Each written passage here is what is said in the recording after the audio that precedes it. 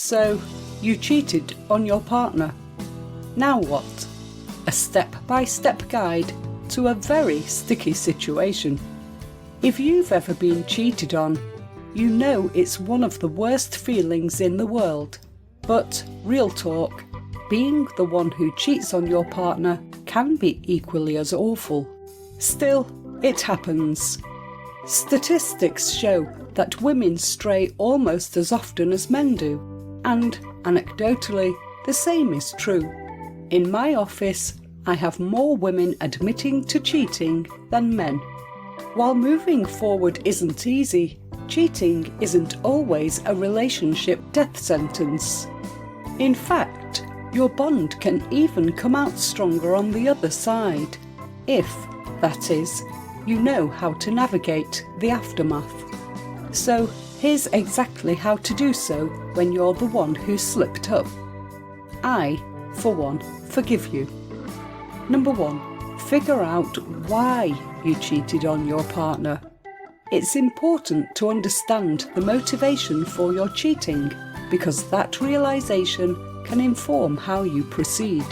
Often, women cheat because they're seeking something they're not getting in the relationship, and cheating is the passive-aggressive way to deal with that issue. If you're simply incompatible and unsatisfied with your partner, choosing to act out by cheating is a sign to end the relationship. But if you feel like you could be faithful to your partner if there were changes in your relationship, like if you had more sex, received more attention, or got back to a place in your relationship where you were once content, then that's something your partner is likely capable of and may be worth working on. Number 2, decide whether to tell your partner that you cheated. Forget what you've heard. There's no hard and fast rule for confessing your infidelity. If you know that you messed up and are 100% sure it was an isolated incident that your partner would never find out about, and it would be too much for them to handle, or they wouldn't want to know, then it might be best not to tell them. Even if you don't say a word to them, you may still want to seek therapy for yourself to work through why you cheated and how to prevent it from happening again. If you want to tell your partner to relieve some guilt, or if you cheated because of an issue in the relationship and you want to move forward together, then you must have a conversation about it. Otherwise, a slip-up is bound to happen again because your needs aren't being met by your partner, who may not even know you're unhappy. Number 3, if you tell your partner you cheated, do it the right way.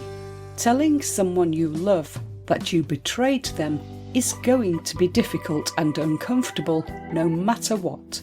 But there is a right way to explain yourself.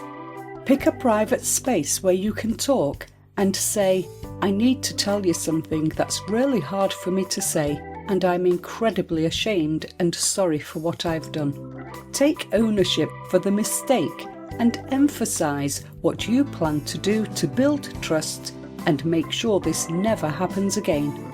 Once you've done that, delve into why you think it happened, making sure not to justify your cheating. Say something like, I had an issue and I dealt with it in the wrong way, and I want to work through that issue with you so that this never happens again because I love you and am committed to you. Number 4, expect major anger from your partner. It's normal for a significant other to react with extreme anger and disappointment, and as the cheating partner, you have to accept and honour that. Try to think of it as a good sign. It means that they care about you and the relationship. They're likely to have a lot of questions, but be mindful about how you share information about the affair. Logistical questions about who it was and when it happened are fair game, but the more salacious details are probably not going to be helpful for them to hear, even if they want to know. If you're being pressed for more info, say, "I will share that with you if it's really going to be helpful for us to move forward, but I don't know if that's going to cause more damage. Let's talk to a therapist, and if we find that would be helpful to share, I'm happy to do whatever I need to do to repair this." Number 5, let them go if they want to. Your partner may want nothing to do with you after they know about your cheating, which is fair, but that could be a sign that the relationship wasn't meant to last anyway. If someone won't even consider working through it, and it was a one-time incident that you clearly feel awful about, they probably weren't that committed to the relationship anyway. If someone won't even consider working through it, they probably weren't that committed anyway. If they want to part ways, respect their decision and try to move forward on your own. That might involve therapy to figure out how you could have better managed the situation. Seeing a professional also gives you an objective, non-judgmental third party to vent to and hear you out. Never a bad thing. Number 6, if your partner stays, move forward together. So, you both decided that you want to work through your disloyalty. Great. But don't just assume you can go back to normal. See a therapist together, which may seem scary. You feel the bad guy after all, but it can be super helpful for both parties. More specifically, a therapist can lead the partner who was cheated on to understand what an appropriate reaction to the cheating is and make sure they aren't using it against you as a power play for months to come. If you've ever crossed the line before, you know this all too well. Couples counselling can also help you work on the actual issue that led to the cheating, a lack of attention or appreciation, not feeling secure, so you can both feel happier in the relationship down the road. Number 7, rebuild what's broken after cheating. Cheating hurts not just because you were intimate with another person, but also because you broke what matters most in a relationship, trust. So, to work on repairing that, you may have to go to the extreme for a bit. Let your partner have access to your phone, email and social media for a limited amount of time. Ideally, you should both be working on getting to a place where your partner doesn't feel like they need this information.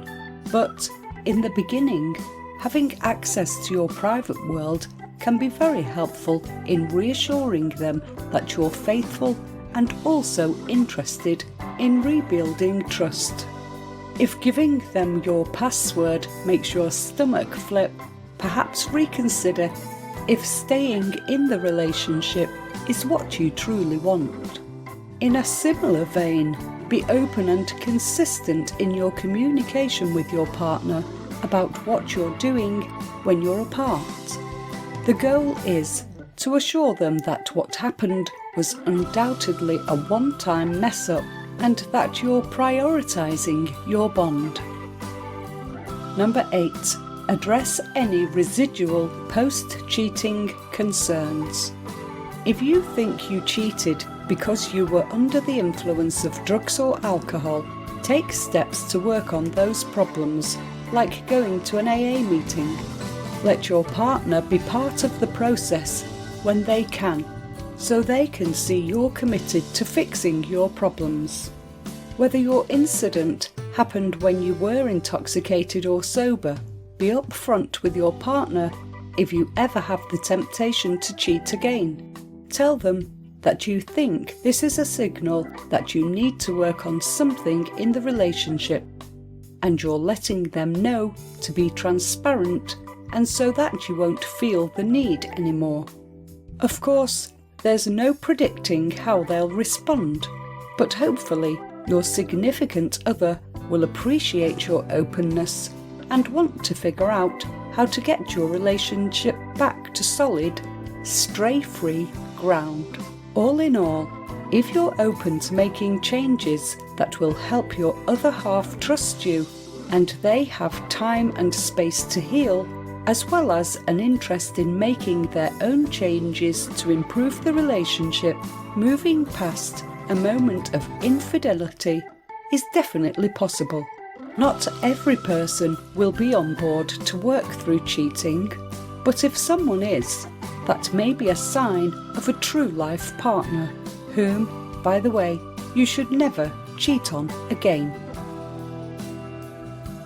Please hit the thumbs up and subscribe buttons and leave a comment below this video to let me know your thoughts. If you have any questions, please drop me a comment below this video to let me know what you would like to see next and what type of videos you want me to create for you.